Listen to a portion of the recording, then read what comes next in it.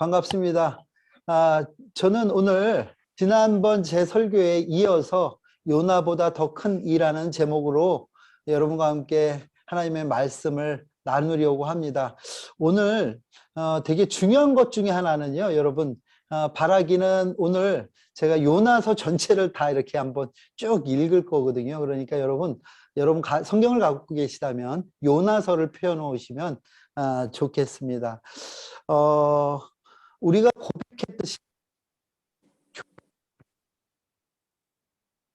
몸된 성전인 이유는 지금 우리 가운데 성령님께서 함께 해 주시기 때문인 줄 믿습니다. 또 그것이 우리 교회로서의 삶을 이 땅에서 살게 하는 이유라고 저는 믿습니다. 제가 오늘 우리 오정훈 목사님 여러분이 제가 오늘 여러분에게 드리려고 하는 설교의 그 결론에 해당하는 부분입니다. 이 땅에 임마누엘로 오신 예수 그리스도께서 십자가를 지시고 또 다시 부활하심으로 인해서 우리에게 부활의 소망을 주셨을 뿐만 아니라 지금 성령으로 우리와 함께 하여 주시기 때문에 우리가 교회이고 또 우리가 드리는 이 예배가 영으로 드려지는 예배라 하겠습니다. 오늘 이 말씀은요, 마태가 기록했지만 마태가 무엇을 근거로 기록했냐면 이사야 7장 14절의 말씀을 근거로 기록한 것입니다. 우리 신 선생님 읽어주시기 바랍니다. 그러므로 주께서 친히 징조를 너희에게 주실 것이라. 보라, 처녀가 잉태하여 아들을 낳을 것이요 그의 이름을 임마누엘이라 하리라. 여러분, 저는 지난 시간에 표적이라는 설교를 통해서 이 하나님께서 주시는 그 표적과 예언들이 예수님의 삶을 통해서 어떻게 실천되고 이루어졌느냐를 통해 이루어지는을 통해서 그가 메시아이심을 드러냈다는 거죠. 그러니까 오늘 마태복음 1장의 이야기는 예수님께서 그런 일을 하셨습니다가 아니라 이사야 선지자를 통해서 이런 분이 메시아라고 예언된 것이 때가 이름에 하나님의 뜻에 따라 예수 그리스도께 성취되었음을 이야기합니다. 이 얘기는 역사를 이루어 가심에 있어서 기적을 가지고 이룬 동정녀가 아이를 잉태한다? 이 기적이죠. 그러나 이것이 기적이라기보다는 그 기적적인 역사들을 표적 삼으셔서 예언하시고 그것을 예수 그리스도를 통하여 성취하심으로 예수님이 하나님의 아들이시고 우리를 구원할 메시아라는 것을 밝히 드러내시는 일들이 예수님의 삶을 통해서 지속적으로 이루어나간다 하는 것입니다. 여러분, 마태복음 12장 우리 다시 돌아간다면요, 여러분, 마태복음 12장에서 예수님께 표적을 구하는 바리새인들 또 서기관들에게 예수님께서는 요나의 표적 외에는 보여줄 표적이 없다고 얘기하십니다. 그런 이 얘기는 뭐냐면 바리새인들이 또 다른 기적 혹은 이사를 보여달라는 게 아니라, 그렇다면 이전에 예수님께서 보여주신 기적이 무엇이냐면 귀신 들린 자를 낫게 하는 일이었거든요. 귀신을 내어 쫓는 일이었거든요. 그 일 다음에 바리새인들이 그렇다면 당신이 정말 메시아라면 그 메시아라는 표적을 보여달라고 얘기하는 것이죠. 그때 예수님께서는 요나의 표적 외에는 없다. 이 얘기는 표적이 있다는 얘기고 그 표적은 요나의 표적이라는 거고 요나의 표적 외에는 다른 표적은 없다 이야기하는 그 내용은 요나의 표적이 그만큼 중요한 표적이라는 거예요. 다시 바꿔 얘기한다면 요나서를 우리가 읽으면서 이 요나서를 통해서 그리스도를 발견하지 못한다면 이 요나서를 읽는 것 자체가 무의미하다 이렇게 얘기할 수 있다는 것이죠. 그러니까 우리는 요나서를요 여러 가지 차원에서 관점에서 우리는 많이 봤어요. 어렸을 때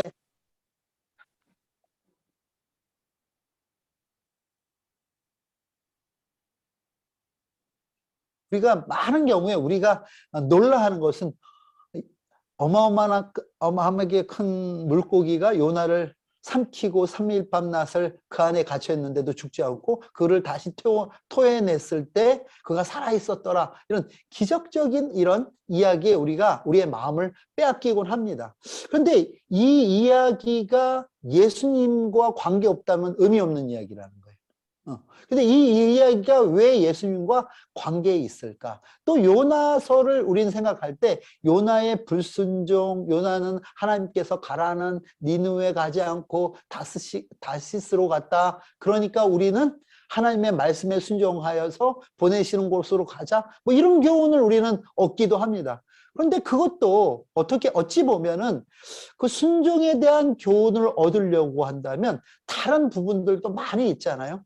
그런데 이 사건이, 요나의 사건이 메시아와 관계된 사건이기에 예수님도 표적을 얘기할 때 다른 표적은 없다. 요나의 표적 외에는 이렇게 얘기하는 거죠. 그럼 이 표적이 예수님과 어떤 사건, 어떻게 관계되어 있는가를 우리는 한번 생각해 보아야 된다 하는 겁니다. 오늘 우리가 방금 읽었던 그 12장, 보았던 12장의 말씀을 보면 요나보다 더 큰 이가 있다 하는 얘기를 하는데 이 요나보다 더 큰 이라고 지칭되는 이가 누구일까에 대해서 우리는 한번 생각해 봐요. 또 큰 선지자 요나라고도 표현합니다. 여러분 한번 제가 여러분 어떻게 보실지 모르지만 이스라엘 연대기를 좀 이렇게 보도록 하겠습니다. 여러분 이스라엘은요 여러분 솔로몬 이후에 북이스라엘과 남유다로 나누어집니다. 그래서 요나가 어느 시대의 선지자였는지 우리가 한번 볼 필요가 있는데 요나는 여러분 여기 보면 여로보암이라는 왕, 정확하게 얘기하면 여로보암 2세가 통치하던 시절의 선지자였어요. 그때 호세아, 요나, 아모스 같은 동시대의 선지자라고 봅니다. 여러분 남유다는요 우시아라는 왕이 통치하던 시대였어요. 그리고 그 어간 763년경 요 경에 활동했던 사람이 바로 요나라는 선지자입니다. 여러분 이 북이스라엘의 여로보암은요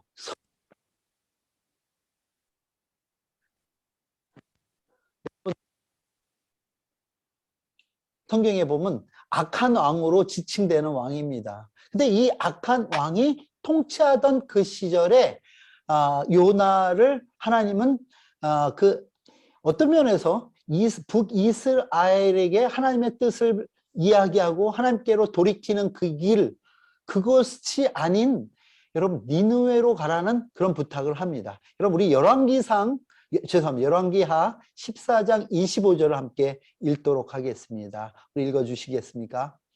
이스라엘의 하나님 여호와께서 그의 종 갓 헤벨 아미떼의 아들 선지자 요나를 통하여 하신 말씀과 같이 여로보암이 이스라엘 영토를 회복하되 하맛 어귀에서부터 아라바 바다까지 하였으니. 여러분 여기에서 보면요 하나님께서 하나님 여호와께서 그의 종 하나님의 종이라고 표현합니다. 가드 헤벨이라는 것은요 지명이에요.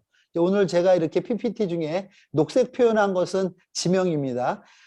가드 헤멜 아미떼의 아들, 뭐 아미떼 하면 어떤 면에서 그 요나 아버지의 이름이기도 하지만 진리란 뜻을 갖고 있습니다. 진리의 아들 선지자 요나를 통해서 하신 말씀과 같이 여로보암이 이스라엘 영토를 회복하되 하맛 어귀부터 아라바 바다까지 가였다. 여러분 이 시기가요 굉장히 중요한 시기인데 여러분 이스라엘이 하나님께서 그 가나안 땅을 주시고 여러분 사실 북쪽에선 여러분 이 아시리아라고 하는 이 아시리아에게 침공을 받아서 많은 부분을 빼앗기고 있었어요.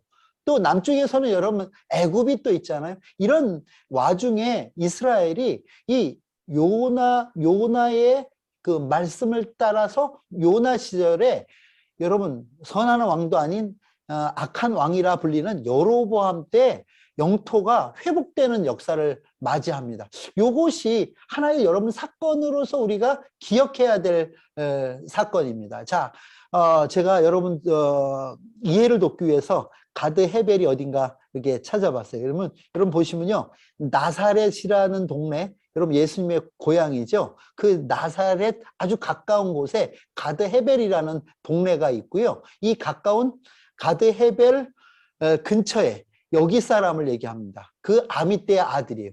근데 여러분 여기서 보면요. 제가 이 지도를 튼 이유는 여러분 하맛이라고 초록색으로 이렇게 연두색으로 표시된 하맛 찾으셨습니까? 지도에서요? 제 커셔가 안 움직이는데 예, 찾으셨습니까? 하맛 예, 두로 아람 하맛 예, 있죠. 그 다음에 아라바라고 하면 이 아래를 얘기합니다. 사마리아의 해.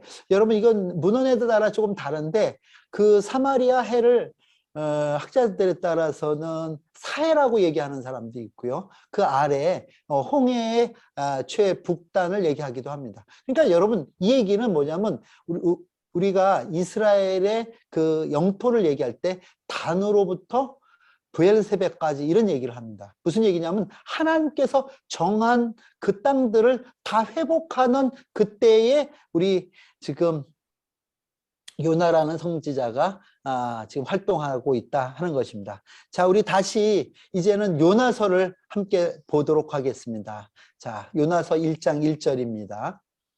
여호와의 말씀이 아미떼의 아들 요나에게 임하니라. 이르시되 너는 일어나 저 큰 성읍 니느웨로 가서 그것을 향하여 외치라. 그 악독이 내 앞에 상달되었음이니라 하시니라. 여러분 여기서 우리가 기억해야 될 게 여호와의 말씀이 아미떼 아들 요나에게 임하신 겁니다. 그 임하신 말씀의 내용은 뭐냐면 가라는 거예요. 어디로요? 니느웨로 가고요. 그 다음에 가서 외치라는 거예요. 왜냐하면 그 땅이 악독이 가득했기 때문에 가서 외치라는 겁니다. 여러분 여호와의 말씀이 아미떼 아들 요나에게 큰 성읍 니느웨에 가서 외치라고 얘기합니다. 자, 다시 지도를 보는데요. 여러분 당시 북이스라엘의 수도는 사마리아였습니다. 그리고 니느웨는요 육로를 통해서 갈 수 있는 거리입니다. 여러분 이 니느웨 땅이 보면 니느웨, 니므랏 요 땅을 얘기합니다. 여러분 여기는 제가 찍은 사진인데 이건 사마리아예요. 이 사마리아에서 니느웨로 갈 때까지는 여러분 우리가 걸어서 갈 수 있는 땅이에요. 근데 이 니느웨라는 땅이 어떤 땅이냐면 이스타르 여신의 수메르임 이름인 니나에서 유래됐다고 합니다. 창세기 10장 10절에서 12절을 여러분이 만약 보신다면 니무롯이라는 사람의 이름이 나오는데 그 사람에 의해서 건설됐고요. 그 다음에 BC 한 4500년경에 이 도시가 시작됐다는 그런 문헌들이 있습니다. 그 외에 디글랏 블레셋이라는 사람을 통해서 큰 도시로 발전했고요. 여러분 아수르 시절에는 가장 큰 도시이자 여러분 이 아수르의 여러분 수도였던 도시가 바로 이 니무롯이었다는 것이죠. 예, 여러분 이곳은 이제 여러분 요나로부터요 약 40년 후에 이 얘기는 제가 뒤에 다시 한번 얘기했지만 40년 후에 다시 멸망하는 도시가 바로 이 우리가 지금 하나님께서 요나에게 가라고 했던 니느웨시. 여러분 니무롯 하는 그 도시가 있는데 이것은요 여러분 이 바벨론 여러분 아까 그 아수르는요 바벨론에 의해서 망하는데 요나로부터 한 40년 후에 망하는데 여러분 이 바벨론의 대표적인 신의 이름이기도 합니다. 그래서 여러분 이게 우리가 성경을 읽을 때나 세계사를 공부할 때 자주 등장하는 신들의 이름인데요. 여러분 태양신은 니무롯이라고 부르는가 하면 그리스에서는요 제우스라고 부르고요. 가나안에선 바알이라고 불렀습니다. 그 다음에 달신들이 있었는데 여러분 로마에서 다이아나라고 불렀던 거 여러분 아시죠? 예. 그 다음에 아스다롯이라고 가나안에서 부릅니다. 성경에도 나와요. 그 다음에 태양신의 아들이 있는데 이건 담무스, 또 담무스라고 불리는 이런 이방신 그런 이방 땅을 향해서 가라는 거예요. 여러분 어떻게 보면 이상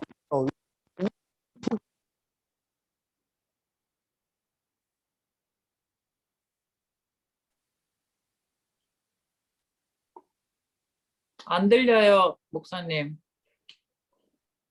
아니, 그렇습니까? 저는 음소거는 되는데 이게 연결이 안 좋은지 목사님 가끔 말씀 중간에 끊겨요.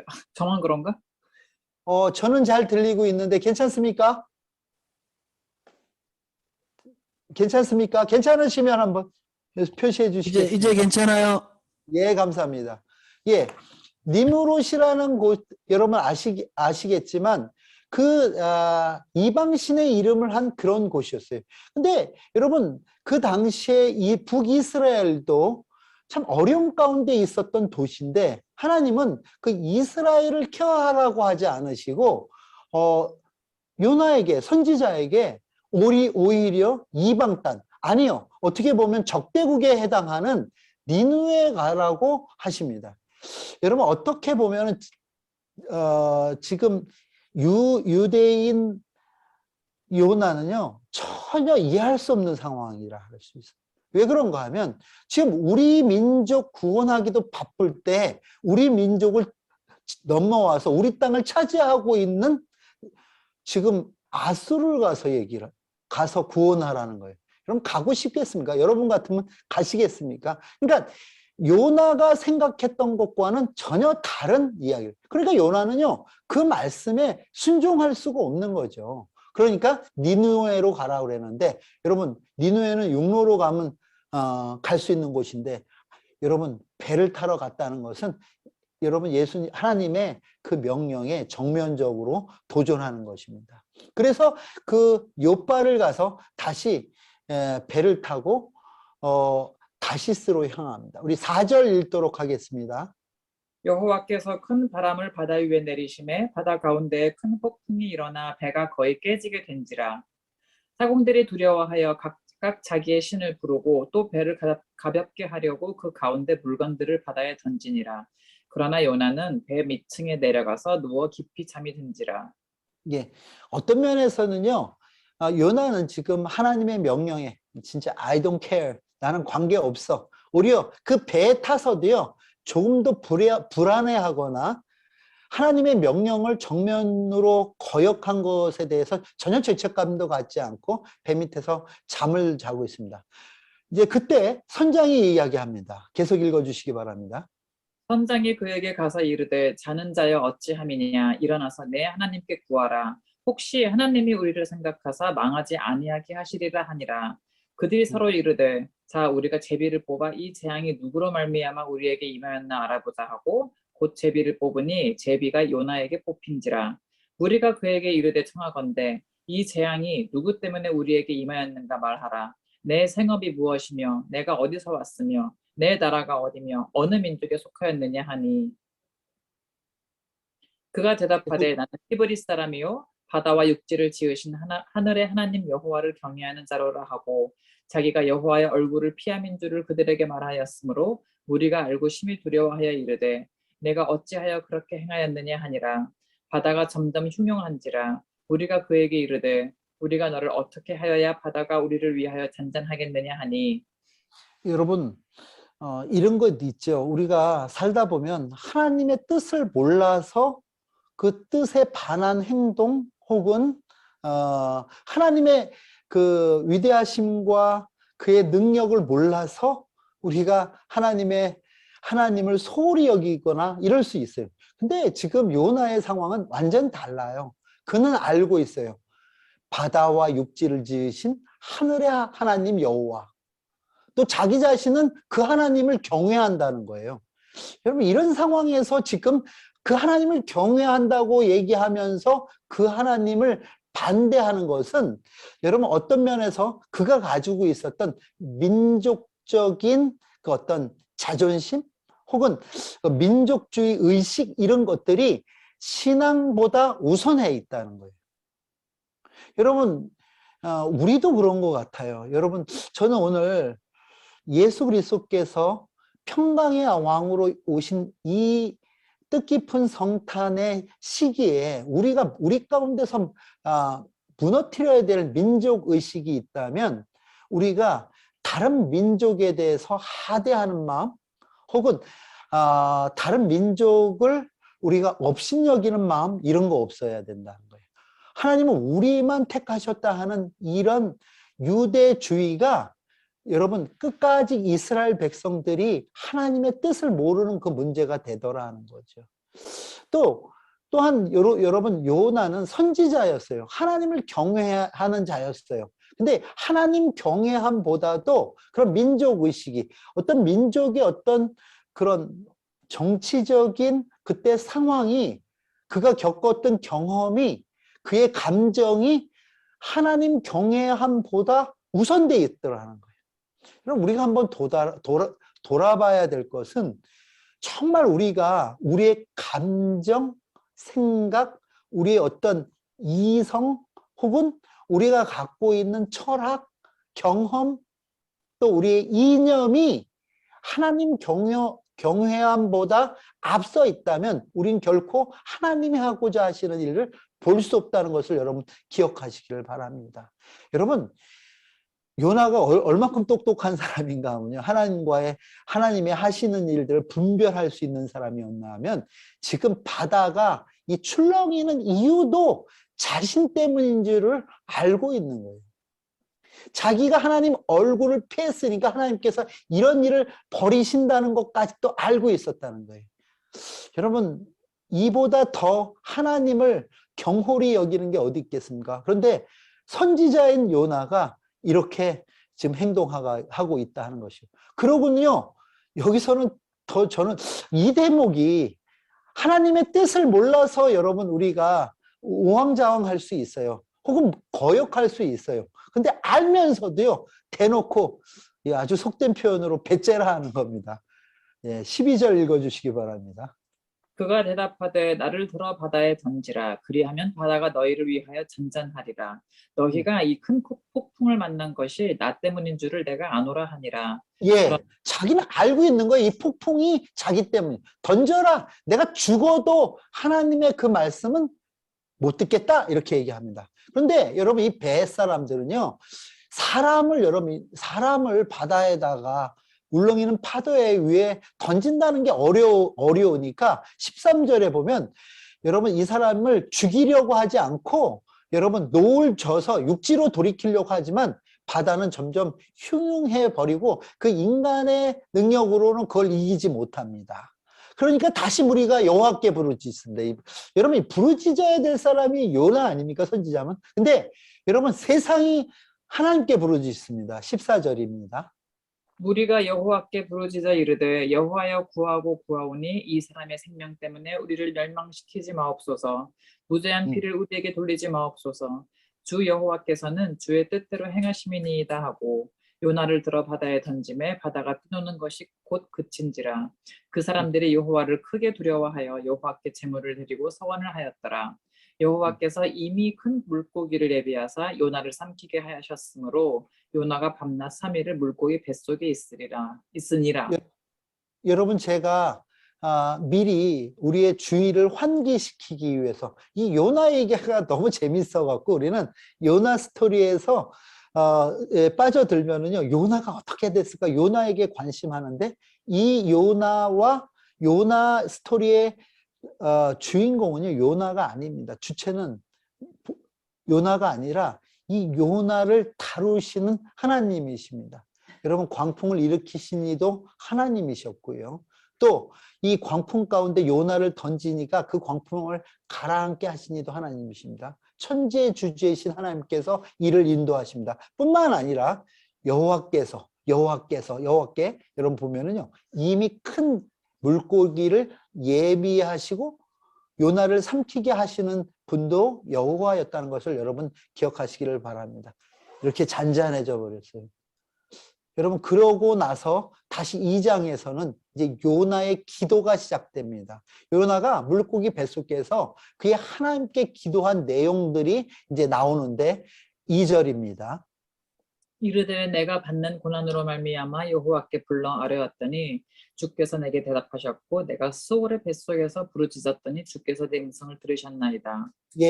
수월이라는 것은요, 아주 땅끝, 지구의 끝, 지옥이라고까지 또 얘기를 합니다. 그 뱃속에서 하나님께 부르짖을 때 주께서 음성을 들으셨다. 다시 바꿔 얘기한다면 기도에 응답을 해주셨다 이렇게 표현합니다. 3절입니다. 주께서 나를 깊음 속 바다 가운데에 던지셨으므로 큰 물이 나를 둘렀고 주의 파도와 큰 물결이 다 내 위에 넘쳤나이다. 내가 4절. 말하기를 내가 말하기를 내가 주의 목전에서 쫓겨났을지라도 다시 주의 성전을 바라보겠다 하였나이다.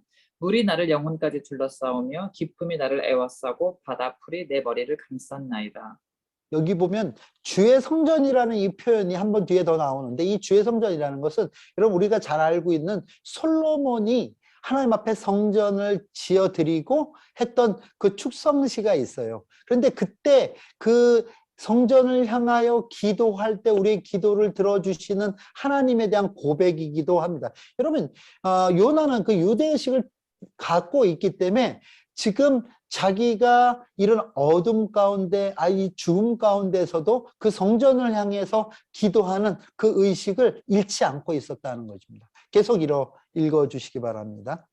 내가 산의 뿌리까지 내려갔사오며 땅이 그 빗장으로 나를 오래도록 막았사오나 나의 하나님 여호와여 주께서 내 생명을 구덩이에서 건지셨나이다. 내 네, 거기에 보면 주께서 내 생명을 구덩이에서 건지셨나이다 하는 요 부분이 바로 우리 요나에게만 초점을 맞추지 말고 이것을 메시아와 관계돼서 우리가 읽는다면 부활하신 예수 그리스도를 예표하는 구절이 바로 6절의 구절입니다. 7절입니다.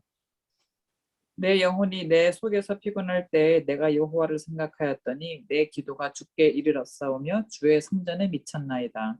예, 자기의 기도가 성전에 미쳤다 하는 요 얘기는 바로 그 기도의 응답을 얘기하고요. 8절입니다. 거짓되고 헛된 것을 숭상하는 모든 자는 자기에게 베푸신 은혜를 버렸사오나 요 나는 얘기는 유대인들을 의미하는 거예요. 뭐냐면 거짓되고 헛된 것을 숭상하는 자들. 이게 유대인을 대표하는 이야기하고, 또 그러나 그들에게 베푼 은혜를 유대인들이 다 버렸다 이렇게 표현하는 거죠. 예, 9절이요. 나는 감사하는 목소리로 주께 제사를 드리며 나의 서원을 주께 갚겠나이다. 구원은 여호와께 속하였나이다 하니라.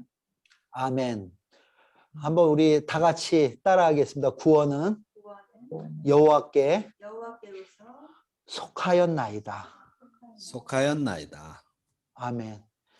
여러분, 이 구절이 바로 오늘 제가 본문으로 삼았던 마태복음 1장의 그 이야기하고 같습니다. 구원은 여호와께로 속하였나이다. 이 얘기를 구약적 표현으로 한마디로 표현한다면 바로 예수라는 뜻입니다. 구원은 여호와께 속하였나이다. 이 얘기는 지금 예수님께서 요나의 표적 외에는 다른 표적 보여줄 게 없다 이야기한 것은 이 요나의 표적을 통해서 지금 드러내시고자 하는 것이 있는데, 다름 아닌 바로 이 요나가 물고기 뱃속에서 했던 그 기도의 내용이 바로 예수를 통해서, 그렇습니다. 구원은 여호와께만 속했습니다. 사람이 이룰 수 없습니다. 예수만 이룹니다 하는 그 고백을 하게 함으로써 요나를 다시 구출해내시는 하나님의 그 은혜를 우리로 하여금 맛보고 누리게 하시는 그 구절이 바로 우리가 방금 읽었던 이야기를 하는 거죠. 여호와께서 그 물고기에게 다시 말씀하십니다. 지금 보세요. 이 요나를 구원하시는 하나님의 은혜가 요나에게 무엇이 있는 게 아니에요. 다시 물고기에게 말씀하셔서 바다를 풍랑을 일으켜 하셨던 하나님, 그 하나님은 다시 잔잔케 하시고 이미 물고기를 준비하셨던 그 하나님, 요나를 삼키게 하실 뿐만 아니라 다시 그 하나님께서 물고기에게 말씀하세요.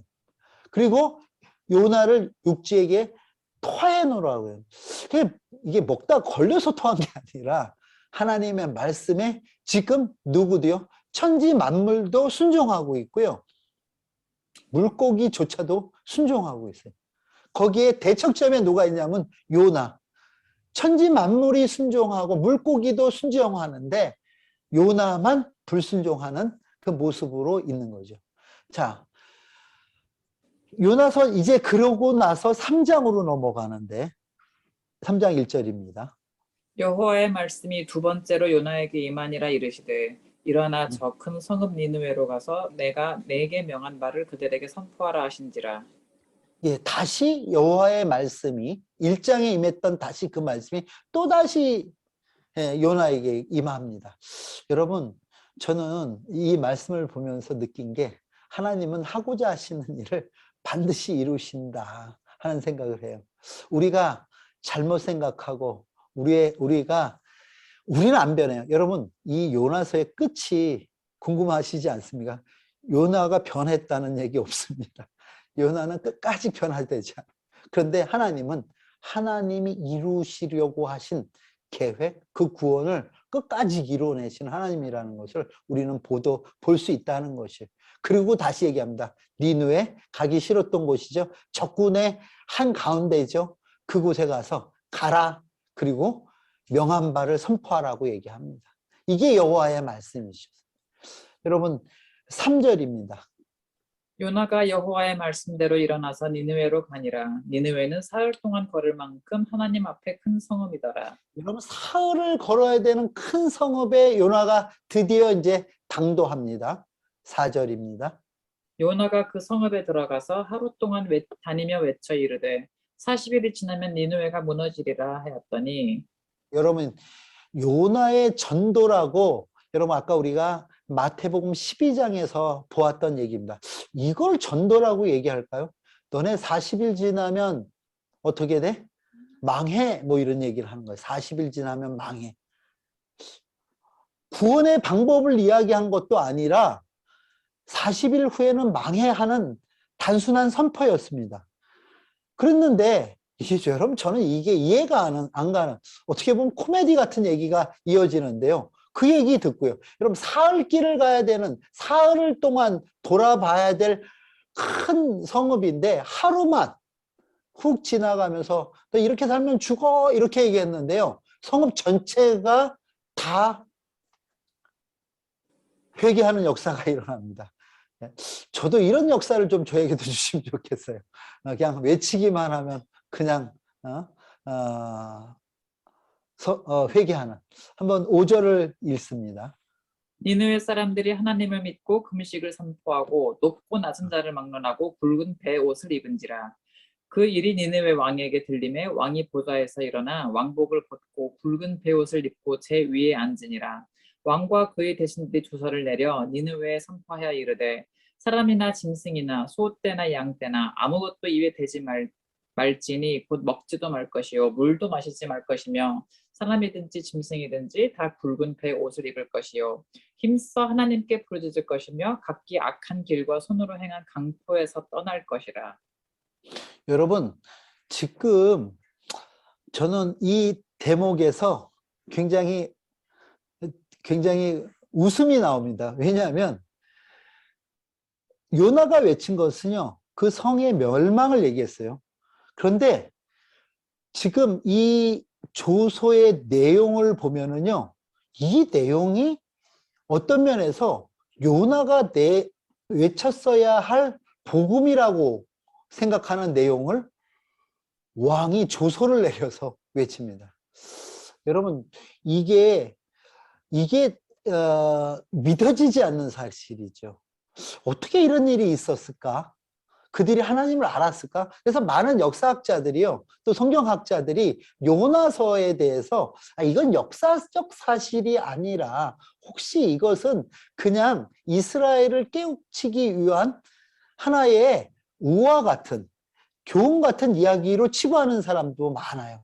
근데 여러분, 우리가 놀라운 것은요, 예수님께서 마태복음 우리는 12장을 보고 있는데 마태복음 12장에서 또는 마태복음 16장에서 또 누가복음에서 이 요나의 표적에 대해서 얘기했다는 거죠. 그럼 이것은 단순히 우화가 아니라 실제 일어났던 일이에요. 그래서 어떤 창조과학을 연구하시는 분들은요, 이것을 한번 이때 니느웨에 어떤 일이 있었나 하는 것들을 막 연구해보고 그런 분들이 있어요. 근데 이 니느웨가 있잖아요. 놀라운 사실은요, 이때는 멸망하지 않는데, 이 40일 안에 멸망하지 않아요. 하나님께서 돌이켜서 니느웨를 구원하시는데, 이 니느웨가요, 그 이후 40년 후에 41일 후에는 망하지 않아요. 근데 40년 후에 바벨론에 의해서 망했던 역사적 사실을 봅니다. 여러분, 이것을 갖고 한번 생각해 봐야 될 게 뭐냐면, 예수님과 관계에 대해서 우리가 다시 생각해야 되는 게, 예수님께서도요, 부활하신 이후에 40일 동안 제자들과 함께 유하시고요, 또 40일 동안 유하시는 동안에 하나님 나라의 일을 가리키십니다. 그런데 그 이후에 승천하신 이후에 이스라엘이 망하는데, 40년 후에 이스라엘은 여러분 우리가 잘 알고 있는 로마의 티투스라는 장군에 의해서 망하는 것을 역사적 사실로 보는 거예요. 그렇다면 지금 여러분 요나서의 요나와 예수님과 데칼코마니를 이루는 그런 게 있어요. 어떤 면에서 인간 선지자 요나는 실패했던, 끝까지 불순종했던 요나의 모습을 우리에게 보여주지만, 여러분 그 이후에 요나의 표적으로 오신 예수께서는 요나가 실패했지만 예수 그리스도의 그 죽으심과 부활하심 40일 동안의 제자들을 가르치심을 통해서 하나님께서 하나님 나라를 이루어 가심을 요나의 표적으로 보여주시는 거라. 여러분, 이 이야기가 있기 때문에 우리가 이 요나의 표적이 굉장히 중요하다. 여러분, 여기에서 요나의 그 외침을 따라 하나님은 뜻을 돌이키고요, 진노를 그치시고 멸망하지 않습니다. 여러분, 여러분 10절 한번 읽어주시겠습니다. 하나님이 그들이 행한 것 곧 그 악한 길에서 또 돌이켜 떠난 것을 보시고 하나님의 뜻을 돌이키사 그들에게 내리리라고 말씀하신 재앙을 내리지 아니하시니라. 예, 하나님은요 돌이키셨다는. 여러분 이스라엘은 악한 왕 여로보암이 다스리던 때입니다. 이 이스라엘을 가장 그 당시 괴롭게 하던 나라가 바로 아시리아였어요. 그렇다면 하나님의 공의가 이스라엘에게 임한다면, 이스라엘을, 하나님을 믿지 않는 아시리아를요 하나님께서 멸망시켜야 되는 게 요나가 생각하는 상식적 공의라는 거예요. 그렇잖아요? 근데 하나님은요 오히려 그 뜻을, 그 악한 아수르를요 돌이켜서 구원해내시는 거예요. 하나님의 뜻을 통해서 구원해내시는 거예요. 여러분, 이걸 어떻게 받아들이냐고요. 여러분 같으면 받아들이실 수 있겠습니까? 나를 괴롭히는 자들이 있어요. 정말 나를 못 살게 구는 자들이 있어요. 진짜 저건 벼락 맞아야지 저게. 그래 내 속이 후련할 것 같은데, 하나님은요 그들의 돌이킴을 통해서 그들을 구원해내셔요. 여러분, 이걸 예수 믿는 우리가 받아들일 수 있겠냐. 여러분, 이런 상황에 지금 요나가 직면해 있는 거예요. 그러니까 여러분, 그가 선지자라면 자기가 외쳐서 구원받는 그 백성이 하나님 앞에 돌아옴을 기뻐해야 되는데, 여러분 같으면 기뻐하겠냐고요. 여러분 한 번씩 떠올리세요. 여러분을 가장 괴롭히는 사람. 혹시 저를 떠올리는 사람도 있을지 모르는데, 그 사람을 하나님께서요 그 사람의 그 돌이킴을 들으시고 하나님의 뜻을 돌이켜서 그 사람을 구원하신다면, 여러분 가만히 놔두고 여러분 그게 받아들일 수 있겠습니까? 여러분, 우리는 굉장히 영적 교만에 빠질 때가 많습니다. 뭐냐면 내 관점에서, 내 편에서 하나님이 내 편 되시기를 바라고 우린 기도해요. 내 편 돼 주시기를 바라요. 근데 여러분, 하나님은 내 편 돼 주시는 분이 아니라, 우리가 하나님 편에서 하나님을 생각하지 않으면 우리는 하나님의 뜻을 알 수 없다는 거예요.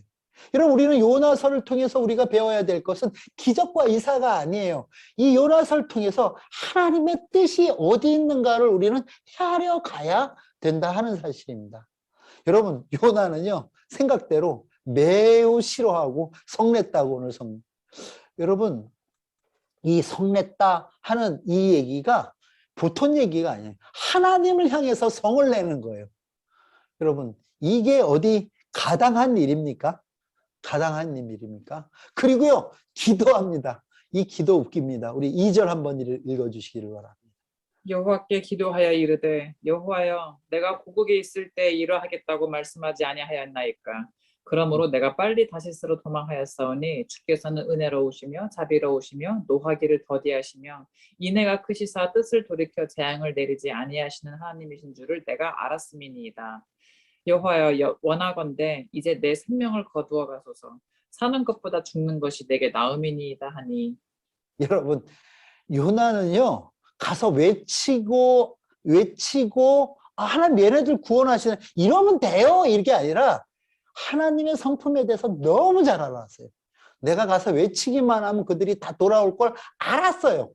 알면서도 안 가는 거예요. 왜냐하면 돌아올까 봐. 여러분, 이게 민족 우월주의? 아니, 어떤 면에선 민족이 가진 감정일 수 있어요. 우리도 그런 게 있잖아요.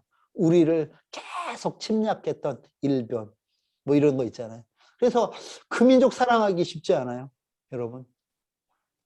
그런 우리 가운데 있는 민족적 감정을 하나님께서 지금 무너뜨리고 계시는 거예요. 이 민족적 감정이 무너지지 않았다면 우리도 구원 못 받아요, 여러분.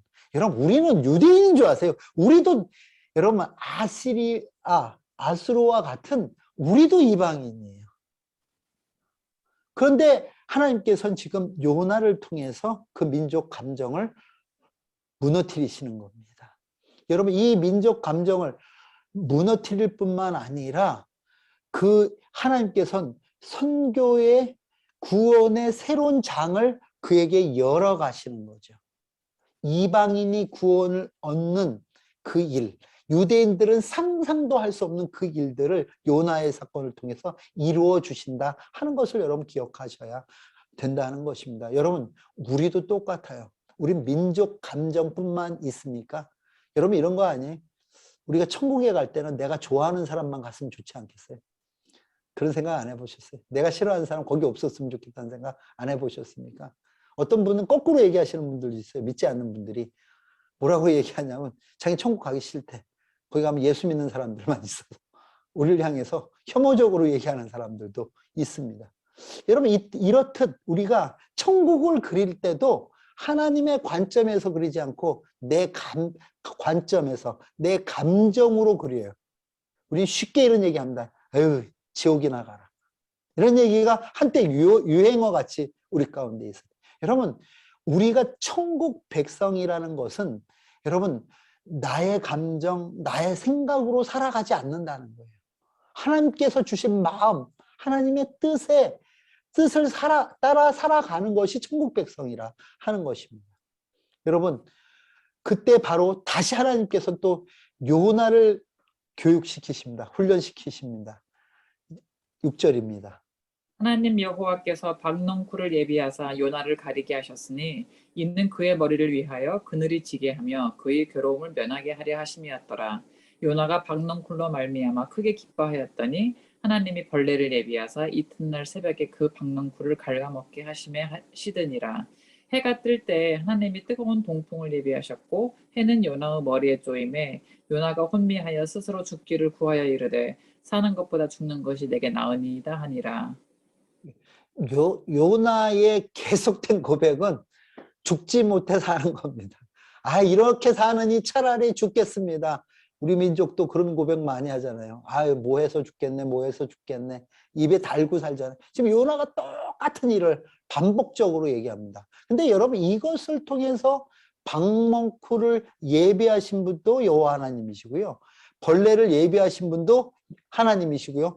동풍을 예비하신 분도 하나님이십니다. 지금 하나님께서 요나에게 아직도 니느웨가 하나님 앞에 돌아왔음에도 불구하고 깨닫지 못하는 요나에게 아직도 하나님께서는 이야기하고자 하시는 것들이 있다는 것입니다. 여호와께서 이제는 직접 얘기하십니다. 여호와께서 이르시되 내가 성내는 것이 옳으냐 하시니라. 5절입니다. 요나가 성읍에서 나가서 그 성읍 동쪽에 앉아 거기서 자기를 위하여 초막을 짓고 그 성읍에 무슨 일이 일어나는가를 보려고 그 그늘 아래에 앉았더라. 예, 여러분 여기에 무슨 일이 일어나느라고 하고 그 그늘 아래 안 하는 이 얘기는 뭐냐면 분명히 그랬잖아요. 회개하지 않으면 40일이 지나면 어떡한다고요? 망한다고. 그래도 혹시나 하는 미련을 가지고 가는 거예요. 아니야. 아무리 생각해봐도 하나님이 저렇게까지 얘기하셔도 아니야. 이 성은 망해야 돼. 그 망하는 것을 보려고 여러분 니느웨를 떠나지 않고 어떻게 해요? 초막을 짓고 니느웨 망하기를 기도하고 그 곁에 앉아있는 이런 악한 모습의 요나의 모습이 바로 나의 모습이 아닌지. 하나님은 하나님의 일을 하나님의 능력을 통해서 이루어 가십니다. 그런데 우리는 우리의 감정으로 끝까지 하나님이 하시고자 하는 일, 그 뜻을 막아서라도 하나님의 뜻을 돌이켜서라도 내 감정으로 세상을 움직여 가려고 하는 것이 이 악한 우리의 모습이라는 것을 요나의 모습을 통해서 보여주고 계시다는 것입니다. 9절입니다. 하나님이 요나에게 이르시되 내가 이 박넝쿨로 말미암아 성내는 것이 어찌 옳으냐 하시니 그가 대답하되 내가 성내어 죽기까지 할지라도 옳으니이다 하니라. 여호와께서 이르시되 네가 수고도 아니하였고 재배도 아니하였고 하룻밤에 났다가 하룻밤에 말라버린 이 박넝쿨을 아꼈거든. 하물며 이 큰 성읍 니느웨에는 좌우를 분별하지 못하는 자가 12만여 명이요 가축도 많이 있나니 내가 어찌 아끼지 아니하겠느냐 하시니라. 예. 여러분 여기 보면 내가 성내어 죽기까지 할지라도 옳지 아니하다고 얘기합니다. 보통 고집이 아닙니다. 고집이 아닙니다. 그런데 여러분 요나는 잠깐 자기에게 있었던 그 박농쿨 그것을 빼앗긴 것 같고도 성내는데 여러분 하나님께서 사랑하시는 그 니느웨 좌우를 분별하지 못한다 이렇게 표현하는 것은 기준이 없다는 얘기예요. 무슨 얘기냐면 율법이 없는 백성, 이방인을 대표하는 그런 얘기예요. 12만 명이나 있고 가축도 많이 어찌 내가 이 땅을 아끼지 않겠느냐. 하나님은 이스라엘만 아끼는 하나님이 아니라 온 인류를 사랑하시고 아끼는 하나님이라는 것을 얘기하십니다. 다시 우리 마태복음 12장 41절로 돌아갑니다. 심판 때 니느웨 사람들이 일어나 이 세대 사람을 정죄하리니 이는 그들이 요나의 전도를 듣고 회개하였음이니거니와 요나보다 더 큰 이가 여기 있으며. 예.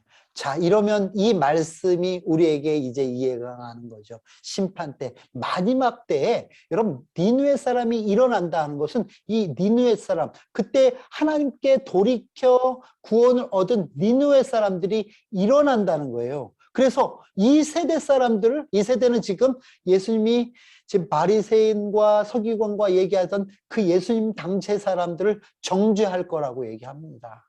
그런데 그 요나의 전도 뭐였어요? 이 성이 망한다는 그 얘기만 듣고도 하나님께 돌이켰던 그들이 회개했는데 왜 너희는 요나보다 더 큰 이가 지금 우리 가운데 계심에도 불구하고 너는 돌이키지 못하느냐 하고 얘기하는 거죠. 여러분 이제 말씀을 맺겠습니다. 여러분 요나서는 우리가 읽을 때 그냥 역사의 한 줄기라고 보면 안 됩니다. 이 요나서를 통해서요 이스라엘 백성들은요 이 요나서를 어느 때 속죄일에 읽었어요.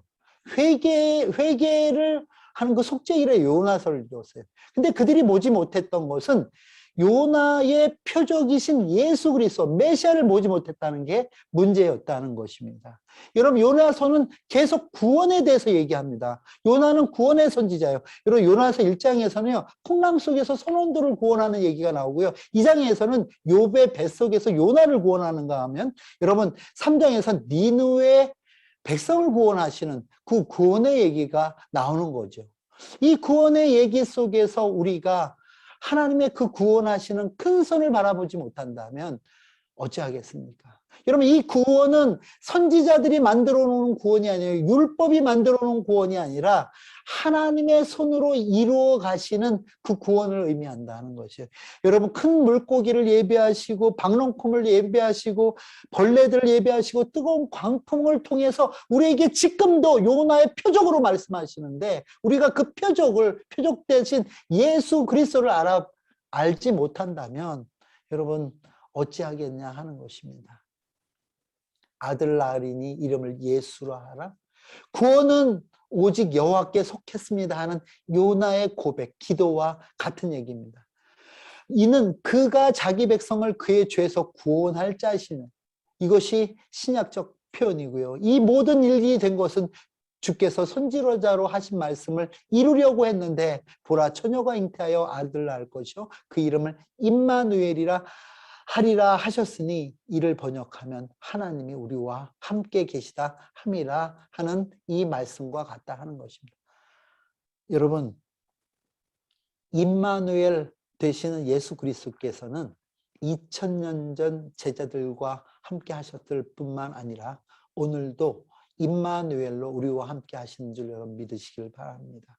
그렇기 때문에 오늘 우리가 드리는 이 예배가 여러분 우리 가운데 계신 예수 그리스도를 통한, 여러분 예수 그리스도에 의한, 영에 의한, 영과 진리로 드리는 예배가 될 뿐만 아니라 이 영이신 하나님께서는 이 예배를 예수 때문에 받아주신다는 것을 여러분 기억하시고, 이 예배가 우리에게는 은혜요, 또 우리에게는 평강이요, 또 이 예배가 하나님 앞에 영광이 되는 것을 여러분 믿으시기를 주의 이름으로 축원합니다.